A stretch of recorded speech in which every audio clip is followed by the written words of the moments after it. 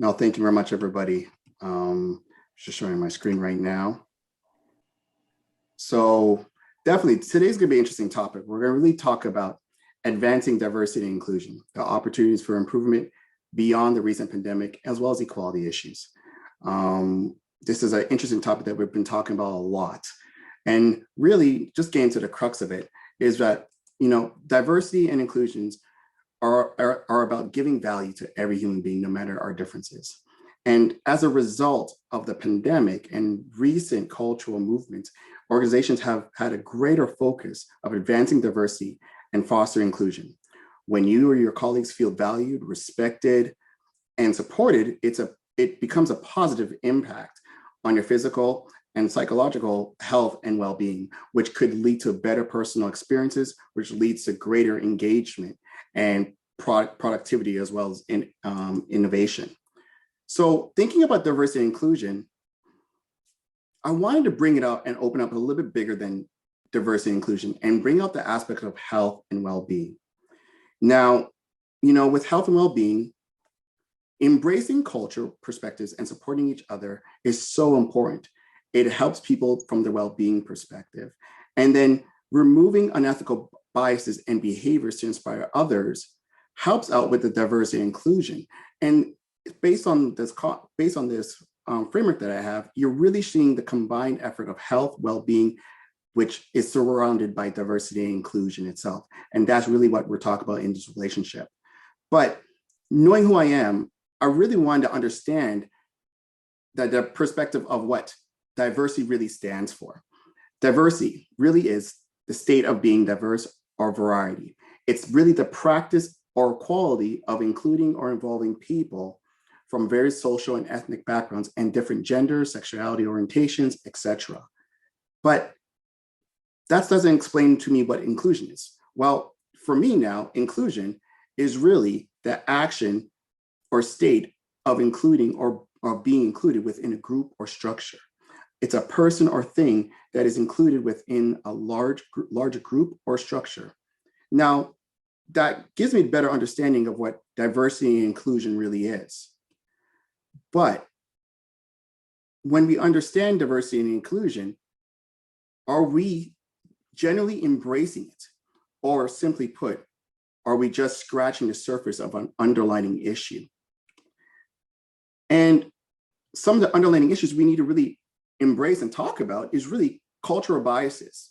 It's really the interpretation you or others have on the cultural standards or biases, created due to the norms of the specific ethnic group. Some people represent an internalized inferiority complex as they consider their own culture inferior to other cultures. And we have seen that in our own personal lives, as well as, unfortunately, in our career. And basically what cultural biases tends to judge other cultural preferences or create disparaging norms of particular cultures through degrading remarks. And here are some of the remarks that we've heard. Watch out, those people are dangerous. That person's lazy. That's what they're all good. They're just lazy. Or, there we go again. There's those same people living off the system, which we support. They're great with numbers. They're smart, they're intelligent, great with numbers. Yeah, we need them on our team. Or they're hardworking and disciplined. That's the only type of people we need. So we're going to focus on getting those type of people on our team or within our organization. And the reality is that these biases and remarks occur daily within all levels of human interaction. And that is one of the most interesting perspective of cultural biases. But, looking at it, our cultural biases based on behavioral patterns. And I'm going to go a different route because what we're seeing a lot in today is talking about legislation and working groups working together to break down diversity and inclusion. But we're not really focusing on some of the key aspects, which is microaggressions and macroaggressions in behavioral patterns.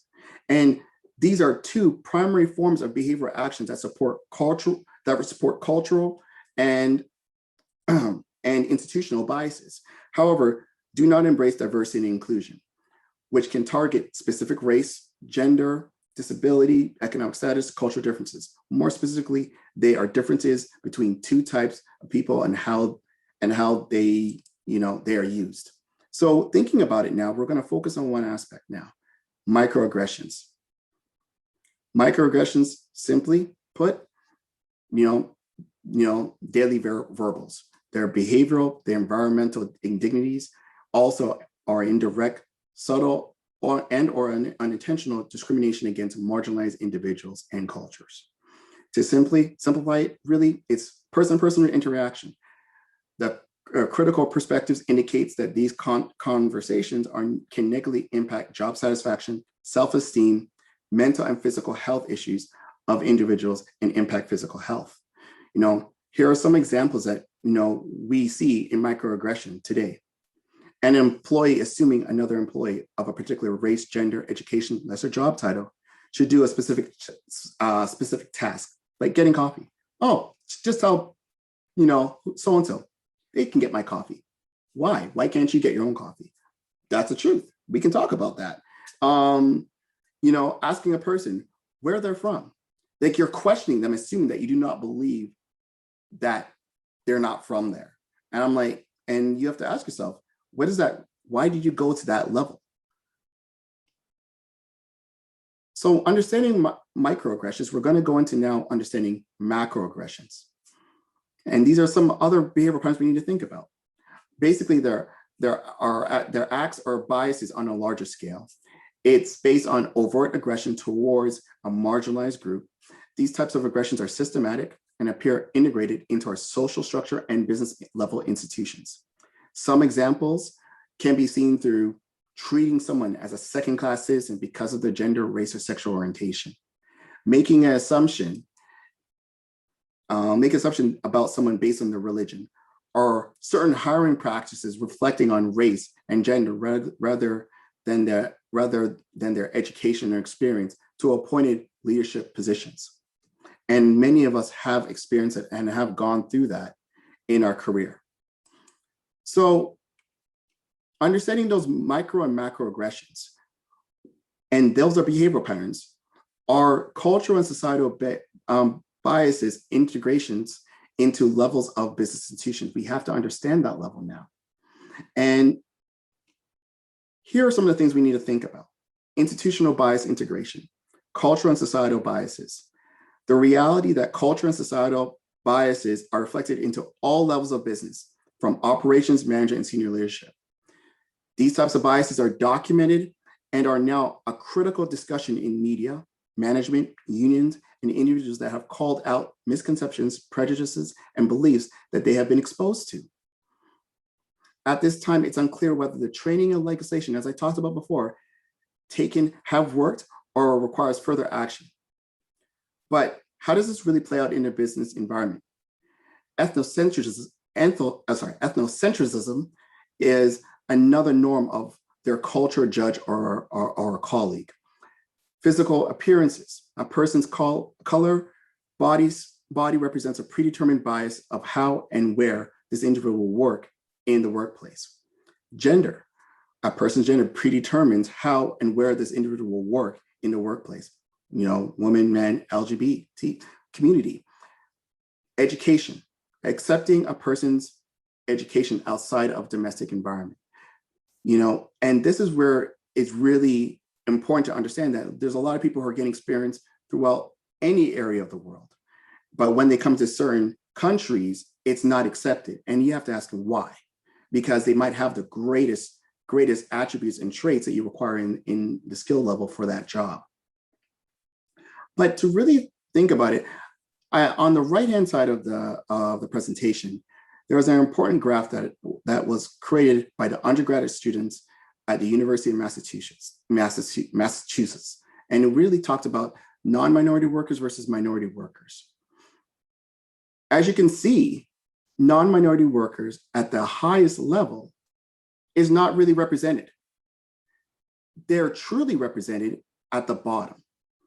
Basically, you're looking at operatives at 39.3, you're looking at service workers at 49.7, and you're looking at laborers at 53.4. And so it brings out a really bigger understanding of how minorities are really working within the day-to-day operations within the business. And it is concerning, and there's many things that people are doing to address it. But in all aspects, we just really need to work together. And I'm sorry, it's just loading up right now. We really need to work together. Oops, this is going further than it is. I apologize. Let's pick it back. Yeah, so we just really must all work together. Inclusion of all diversities in workplace. We all must be open to and be critical of simple facts that we do not consider entitlement or privileges. We are all based on our own experiences and our all cultural alignment. So going into this a little bit further, we're going to go into another aspect of it. The new reality, COVID-19 pandemic, and its impact on us. Life as we know it has changed the past year with the onset of the pandemic.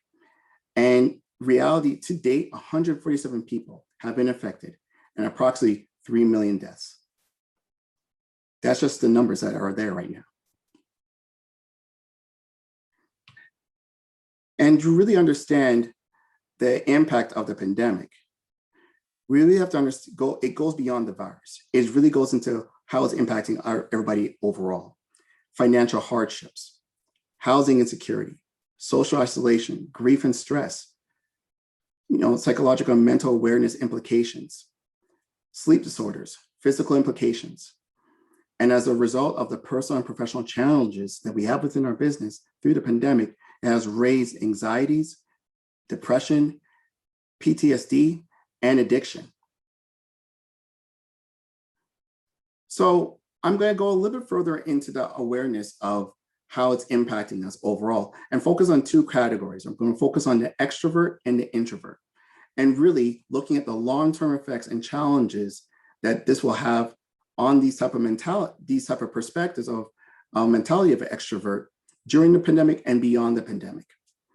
When you're looking at extrovert, and I'm one of them, pre-pandemic, very social, very talkative. I'm very outdoors. I love going to work functions, dinners, and just being around everybody. During the pandemic, I've been isolated in my house, limited outdoor activities because of government lockdowns. I haven't had the time to really talk to anybody. And what does that begin? That starts people's anxieties and depression. And this is truly, really a critical time for us to focus on opportunities to practice new ways to avoid COVID-19 fatigue, because we're all going through that. And then afterwards, we're going to think about the introvert personality. What's the true impact to an introvert? They're quiet, they're by themselves, but living alone can be even worse. They're lonely. As much as they're an introvert, they still have that one or two or three individuals that they always like reaching out to. But they don't really have that ability anymore. And so the social interaction of happiness is not there. The distance in communication, will create new levels of isolation. Due to the pandemic, most meetings are now done through the digital realm. Hangouts, Zoom, Microsoft Teams. They're extremely draining for introverts, and it makes it harder to interpret certain cues as they cannot see your body language. More engagement in speaking more. As introverts are quieter, more focus will be needed to start speaking up more and being engaged. Be adaptable in ways you can work with others, and video calls can feel intrusive. With too many people in the meetings, they can really feel overwhelmed. So, even though we're in this pandemic and we're coming out of pandemic, I still think that there's opportunities of greatness through the pandemic and where we can embrace, conquer, and overcome. And that really is focusing on certain aspects of this pandemic and really isolating what it really is. We understand the opportunities that we have out there could possibly be respecting others, helping others, respect and embracing diversity, communicate and being social, and being a part of a community. One of the big things we can do to change and evolve is being more social. talking on the phone with family members and work colleagues, conduct more virtual face-to-face meetings, more personal and of course for work, and using social platforms like YouTube or reading a book to discover new hobbies, cooking, DIY projects, etc. And also, I'm noticing a lot more people are actually using online for gaming, for family gaming. That there's a great opportunities there online for that, and physical board games. A lot more people are getting into working together with one another in having enjoyment together. However, we still need to ensure that we have increased awareness. With increased awareness, we need to ensure we provide appropriate restorative functionality to our minds and bodies. And that really goes back into the health and wellness. However, one of the critical aspects we need to be aware of is our social environment and how the pandemic has impacted our awareness surrounding diversity and inclusion. We must recognize that racial and ethnic disparities that already exist within the culture, society, and working institutes are worsening because of the pandemic. There have been a significant amount that have been called out by several minority communities that they've experienced, cultural stigmas, discrimination based on their race, gender, education, has created an increase in emotional distress in these communities, and we need to be aware of that. We are looking at the psychological factors, emotion, anxiety, sensitivity of it. Bad working environment they had prior to the pandemic, it's getting even worse. And I'm hearing from a lot of people that, just because I'm not in an office doesn't mean that the environment's not as bad as it is now. It's just that they are now calling me, they're now emailing me. I'm seeing it a lot more, and it's unbearable for some individuals, as well as, social functions. And we just need to really understand that there's other factors that I haven't included that are also a part of the negative impact during this pandemic. But we just need to really learn how we can overcome this during the pandemic and really create a new version of our personal and professional experiences. And that's really about the inclusion and diversity engagement model that I created here, focusing on the individual, but then also focusing on the workplace characteristics.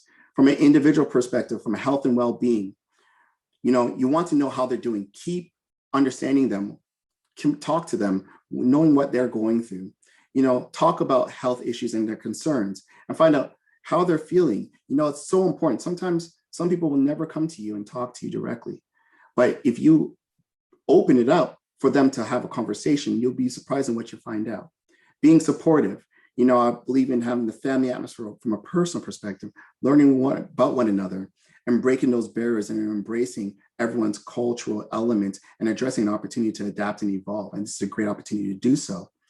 Participating, creating value proposition in your conversations that's bringing the value, and people understanding other people's cultures is such an important perspective that you can do through participating in these email communications, through WhatsApp, through Signal, but also through communication through Zoom and through our other electronic features.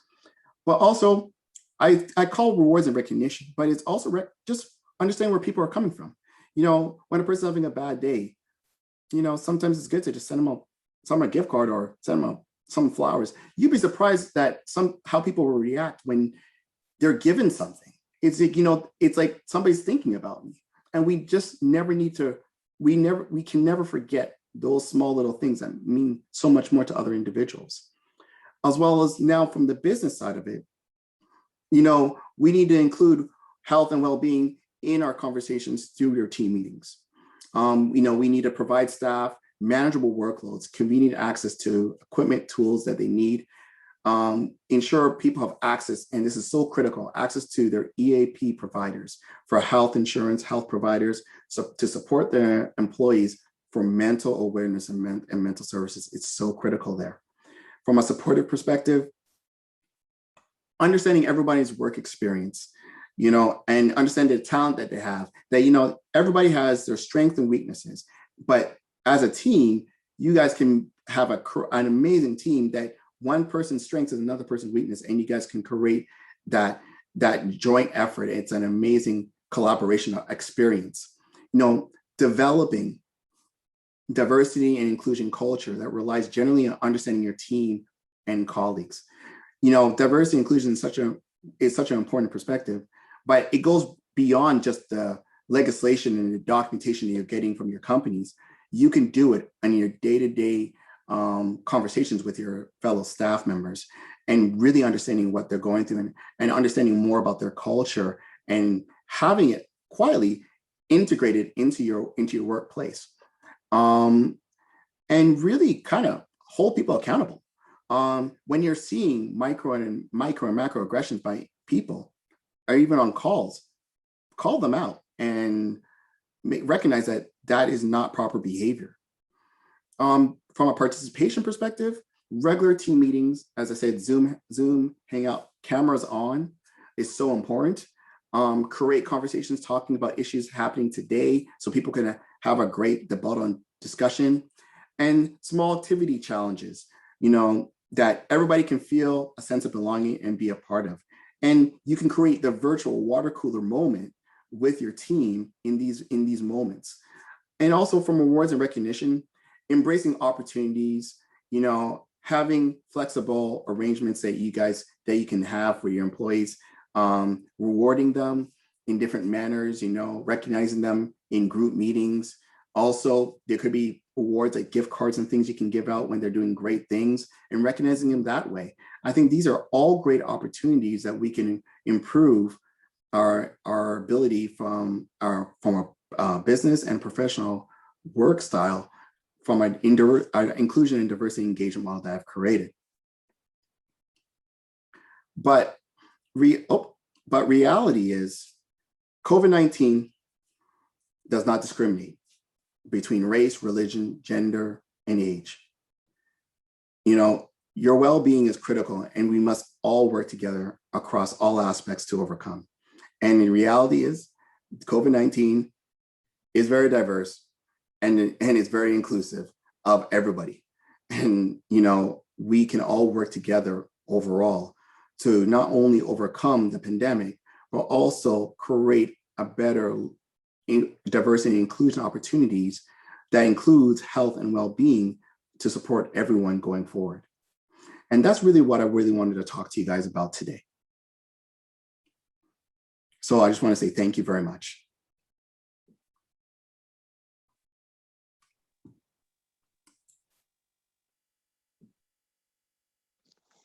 That's great, Andrew. Thank you so much. Thank you. I really, really enjoyed that. Hi, Michelle.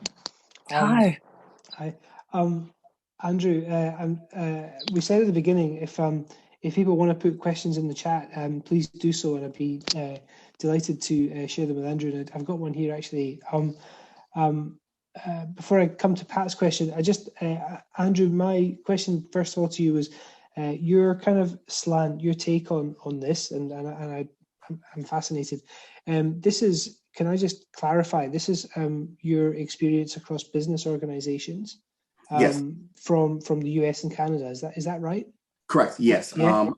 Correct. Yeah. I actually did through businesses within US, Canada, and England, UK. Okay. Great. Thank you. I just wanted to make sure that we clarified that. Thank you so much. Thank no you. worries. So Patrick Cobbett, who's a graduate and honorary prof of the university, has put a question in the chat. Are there generic examples of organizations that are doing things better than others? So public, private, small, large, tech, finance companies? Any particular heroes out there? I love that, Pat. Thank you. Well, yeah, I definitely think that there's a lot of, some of the bigger organizations are doing a lot of great things. They're not just talking about diversity and inclusion, but they're doing it within their day-to-day business, to the point that they're creating a lot of different working teams. Quietly looking at Google is a unique one from an IT realm, that they're focusing on how they can improve their diversity and inclusion within their staff members and holding everybody accountable. So you're seeing a lot of different initiatives that they're pushing out that really are focused around diversity and inclusion.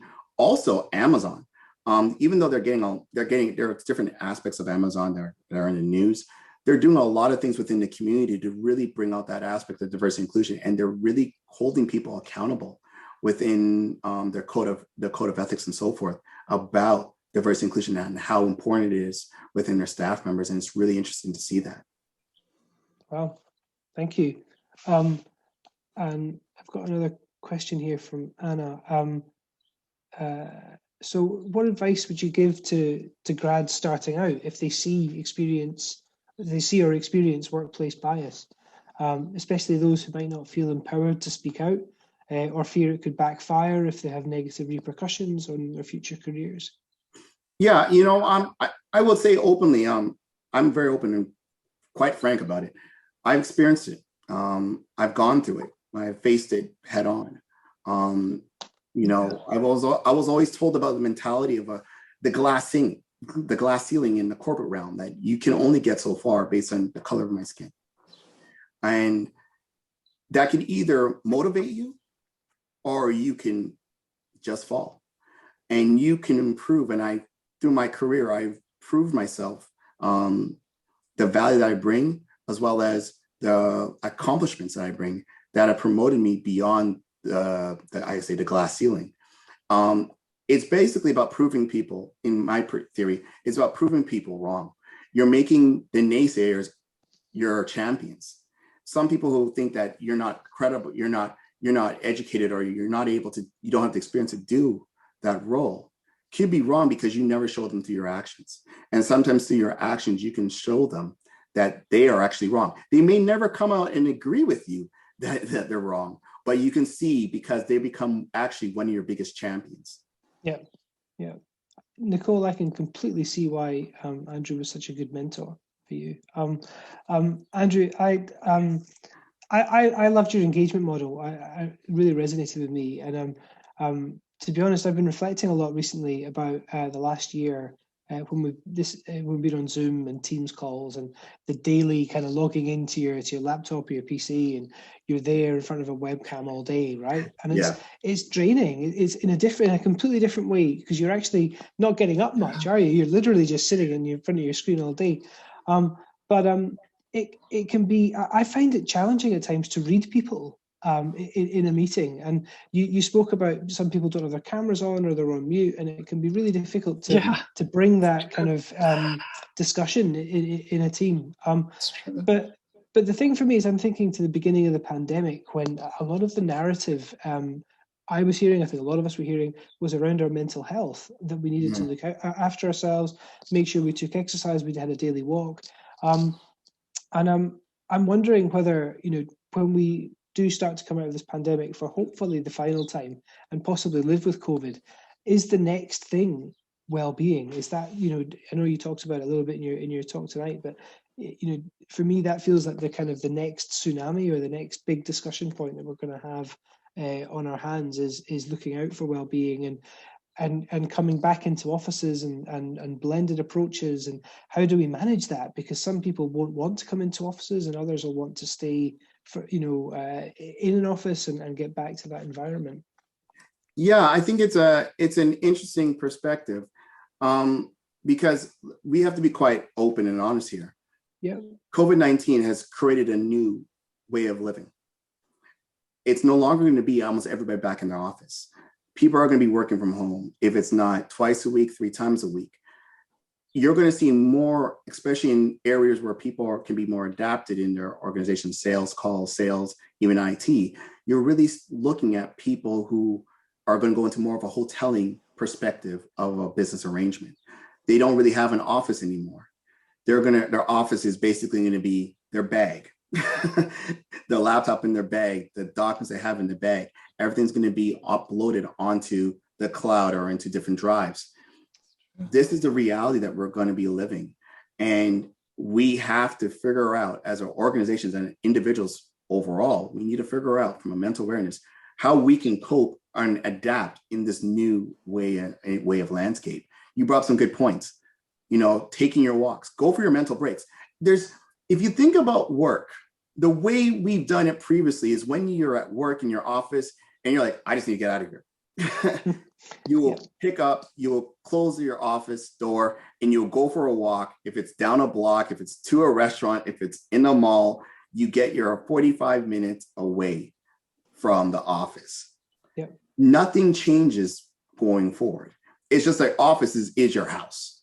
So it means that you go for your walk in the park, you will go for your block. If it's 2 blocks, if it's an hour, if it's an hour and a half, if you're lucky, you get 2 hours. And if you're self-employed, I'm just putting out there, you will still be able to use the same perspective, but in a different manner.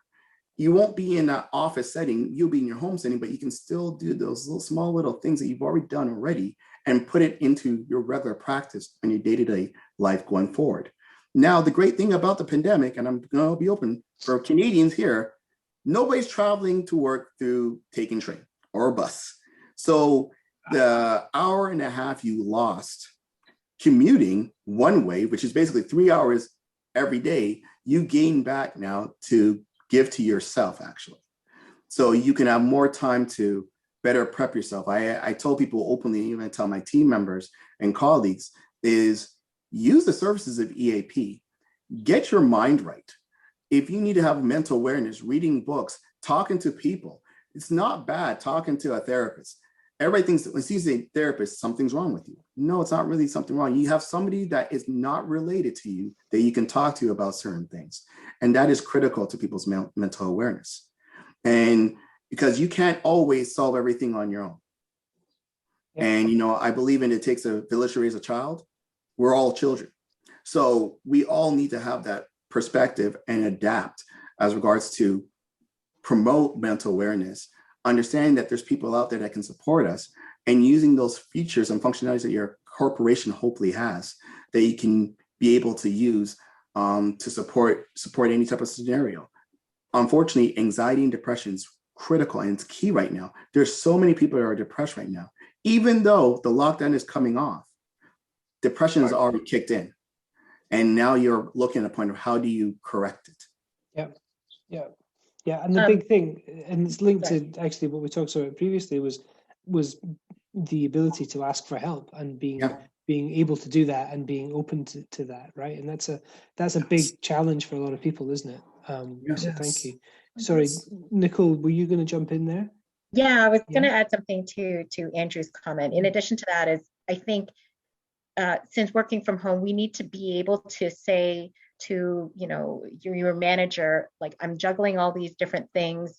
I might need to take time off. I may need to rejuggle my schedule. So look at flex time. Maybe I have to put my kids to bed at a certain time, or you have other responsibilities. So being open with your manager and communicating what your personal situation is and how they can better support you so that you can continue to function and be effective in your job. And another point that I wanted to add is, I think in terms of mental well-being, and I personally, I think it's critical, is drawing that line at the end of the day. Like, this is when I'm going to stop work and focus on my family. So being able to, because, when you're at the end of the day, you leave the office and that's kind of almost a stop for you, or you may, answer emails and things, but being able to put that stop, or at least set some limits where you can, go back to taking care of yourself and your family. Yeah, I would say one additional thing. I think we talked about a little bit, but I want to answer that question a little bit more. Talking about backfire and talking about repercussions when it comes to when you see negative biases within the organization. It is critical that we hold people accountable. We cannot get better as an organization or as individuals unless we're held accountable. If you're having an issue with your workplace, they should have a whistleblower line. They should have an HR line that you can directly get in contact with. Or there's actually third-party companies that other companies do use as a service that you can reach out to and have those conversations. I will say openly, a lot of companies, especially in the Fortune 500 companies, are using those services as critical. A lot of the information that is provided by people who are experiencing discrimination, it doesn't go to a manager, their line manager. It goes to executives, and they get a wonderful report that highlights all the bad situations that are happening in their organization. And it is a part of their code of ethics and their steering committee that they have to address it. And if it doesn't get addressed, the problem that you're seeing right now is that if it doesn't get addressed, you'll see what happened in Canada with the Canadian provincial government. is that people got tired that the whistleblower wasn't working and they went to the news. And then the Canadian government has now taken a huge stance in addressing it, because it's not something that was just kind of thrown underneath the rug. It has been brought out to light that it's happening in different areas of the government, and it's impacting the minority community specifically. And there's a lot of examples of it. So companies do take it seriously. They do not want it to get into the news. If you go through these processes or through the whistleblower programs, it will be addressed. I'll add to that, Andrew, because I actually helped establish a whistleblowing program in my company. So just to reiterate for Anna, it is a confidential and anonymous line, and you have various different methods of communication. Like you can do an online report, you can make a phone call, and it will be transcribed. So depending on the service, but it is anonymous and confidential. So you'll be comfortable in knowing that you will not be identified, and they take great pains to that. And depending on whatever the issue is that's reported, then whoever's responsible in that function for that, be it discrimination or harassment or some other issue, then it goes to a senior person to get addressed, and everything is documented. There's numbers, there's reporting, there's updates provided. Andrew's absolutely correct. Yeah. So we've had another question come in, Andrew, slightly kind of moving off away from that topic, around mentorship, actually. And this is something that we talk about in the alumni world, in my day job, as it were, so slightly different. But we've talked about how you mentored Nicole, and Nicole ends up doing her MBA at the business school. So I guess, Andrew, the question really is, did you have a mentor that helped you get to where you are today? And do you think finding a mentor or role model is important when trying to achieve your career goals? Yeah, I'm gonna tell you not a story, but I'll tell you a little bit of my backing. I'm been around as regards. I served in the military. I've been working at multiple banks in Canada and international. I can tell you my best experience is when I first started the banks. I actually started as a call center representative, taking calls. And my greatest mentor was my manager in that call center, because he took me under his wing. And I still talk to him to this day. It's so important to get a mentor, a person who believes in you. And they're not believing in the fact that you're just doing great things, but they're believing in you based on your character and the traits you present, and that you are, what you have embodies who they are as well. And they will guide you. And it's not always about how you're going to do well in the workplace. It's also about personal, who you are and what do you stand for. Because as much as people want to talk about, I'm a certain title in a company, an organization, I'm an SVP, VP, or so forth, it means nothing to anybody if you don't have the character to back it up. And you stand by what your vision and what your goal is overall. And my mentor, Patrick McGinty, I'm going to call him out because he loves being called out, really mentored me. He saw things in me that I didn't see in myself. And he mentored me for over 10 plus years, bringing me to where I am now. And I think the greatest thing I can tell you, being a mentor for many people, including Nicole, was the greatest thing for being a mentor is seeing your mentee succeed beyond you. Yep. Because that shows a lot of what you embodied, and you're seeing it in how they're presenting themselves overall in the community, as well as within the business community itself. And it's an honor to see the success of all my mentees, because when I see them, they're literally a small me doing great things. And I will tell you, as a leader, I will always love seeing people exceed beyond what I have succeeded. And that is the greatest thing I can say. And that's the greatest thing in my life right now. That's great. Thank you. Thank you. I mean, I think, I couldn't agree more. I think mentorship is incredibly important. And this isn't a plug in any way, I promise you, but you all know I work in the alumni team at the university, and our careers team have a fantastic mentorship program. So if you guys on the call today, attendees, are interested in mentoring current students, which is a fantastic thing to do, then there's always students looking for someone. So please do reach out. There's another question popped in, Andrew. We've still got a little bit of time, so I hope that's okay for you. In your work so far, have you done or looked at the impact on children of school-going age, and how we move forward, and how they're engaged in the journey towards a more diverse and inclusive society? Yeah, it's interesting. Talking about diversity and inclusion, I talked about a little bit about it, and that's why I said the underlying factor, which is micro and macroaggressions. Yeah. Microaggressions are such a critical aspect because remember, microaggressions are happening in our day-to-day behavioral patterns that we get within our own families.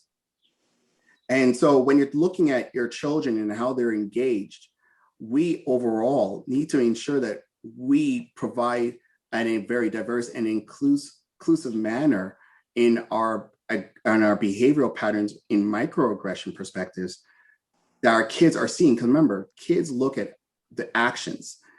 Sometimes they listen to you. I love some kids listen to you, but most of your actions is what they focus on. Well, my dad did this, I will always do it like that. Or my mom did it, I'm always going to follow it like that. Your actions and how you treat people is what kids are going to learn and move and follow going forward. As myself, I can say, my actions, my parents were very diverse. My family is very multicultural. That played a role into who I am and my character.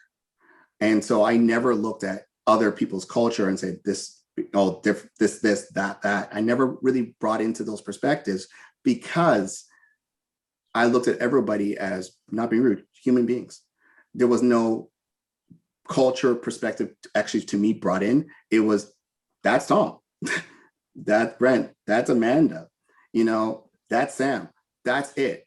Because at the end of the day, I look at racism very seriously, and I will openly tell you, racism is there, but I'm sorry for putting this out here, but on your deathbed, when you need blood transfusion from somebody, there's no color. The only color was red, and that's the only thing that you're going to be using to get your blood transfusion. So overall, I would say, for you, when it comes to your working journey with your children, I think it's very imperative to you instilling in your children at a younger age the type of microaggressions or behavior patterns you're looking for them to grow up and learn. And it really comes from the home, because it's from the home that it goes outward. Yeah, I mean, they're like sponges, aren't they? So they see good behaviors at home, or those behaviors at home. That's what they're going to replicate as they grow up. Look, I really like this, and I'm so sorry we can't do this in person, and I hope we can in the future. Nicole and Ken, I've never met you in person, so this is very, very strange. And Andrew, clearly you and I've never met in person. Michelle, you and I have in New York, which is amazing. Perhaps if I can just bring you three into the chat a little bit more now, because obviously if we were doing this, we would be together, and it would be great to be able to have a discussion live, as it were. And I hope to do that in the future. But perhaps we could just kind of talk a little bit about our branches. Again, as I said, we were at the beginning. Ken and Nicole, if you maybe want to just talk a little bit about Toronto. I remember a couple of years ago we helped you, we supported you run an annual dinner in Toronto, I think, if that's right. Yes. And I'm certainly hopeful that we can do that as soon as possible. I'm going to say, if it's not this year, as soon as possible. Do you want to maybe kind of just talk a little bit about that? Yeah, sure. Thanks, Gavin. Yes, we did have a dinner. It was October. I guess it was 2019. So time does fly. So we put together with Michelle that, why don't we try something different? We can't do dinners. We can't do a pub night now. And we still want to connect with people. So we came up with this virtual event, and we tossed around a few different ideas. And then we brought in Nicole to help us with some of the planning and some of the strategic thinking for this event. But back to the Toronto, it only started up around 2004. A couple very senior executives that have graduated from Heriot-Watt moved to Canada, and they started the alumni club, back around 2004. Somehow I got hooked up, and we've been having events just about yearly in Toronto, usually a dinner with a guest speaker. And then in the last couple of years, with their agent, they've asked me and some other new committee members such as Nicole to join them and take over the reins and start running the future events. So this is the actual second event I've been involved in with the Watt Club out of Toronto, under myself as the chair. But we got a great committee, and we're looking forward to do another event like this, maybe in the fall after the summer. This was very successful, very pleased with how it came together, and it's a fantastic idea. So thank you. But hopefully next year, Gavin, I meet you back in Scotland when we do our anniversary for our MBA class, our 20th. Absolutely, Ken. Absolutely.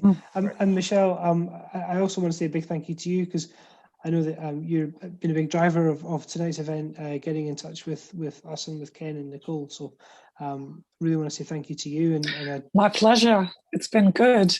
It's been nice. We had a lot of impromptu meetings that Ken set up on Microsoft Teams. It was kind of fun to meet with Nicole and Ken, and then Andrew. Actually, that was a huge fun of our days, because working from home, exactly like Andrew said, to keep your spirit up was a huge thing. So this was a lot of fun to get to know everyone virtually. Locally in New York, things are picking up. We're starting to see people line up in places, and certain restrictions have been removed, and they even had fireworks to celebrate the 70% achievement of the vaccinations. So what we've done in the past is have a lot of partnerships.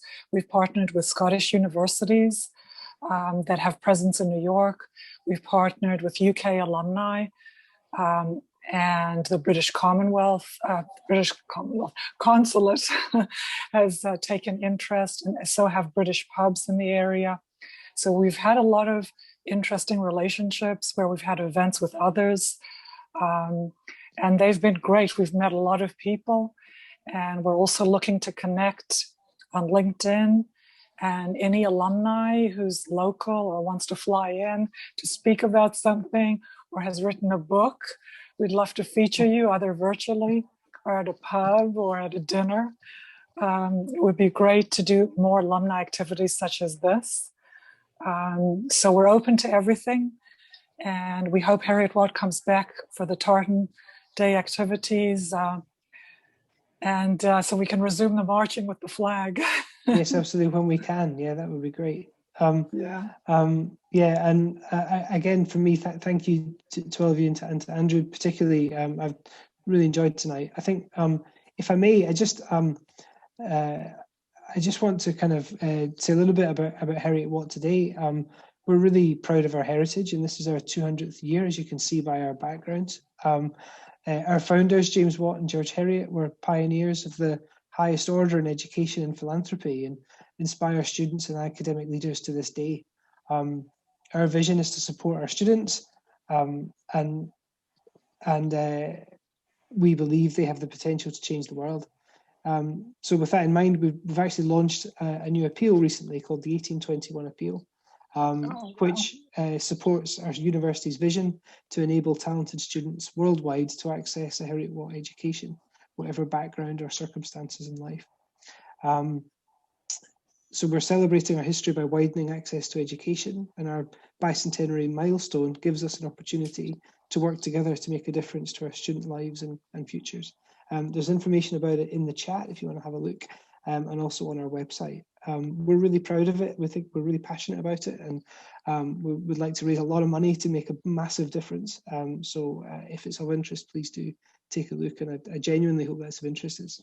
The heritage is a massive part of what we're about. On that, Ken and Nicole and Michelle are happy to be contacted about future activity in their areas, and please do get in touch if you're interested. I'm going to put up a final slide, and again say thank you to Andrew and to everyone for getting involved tonight. Really appreciated all of your input. So thank you. Well, thank you, Gavin and Jen, for Thank hosting. you.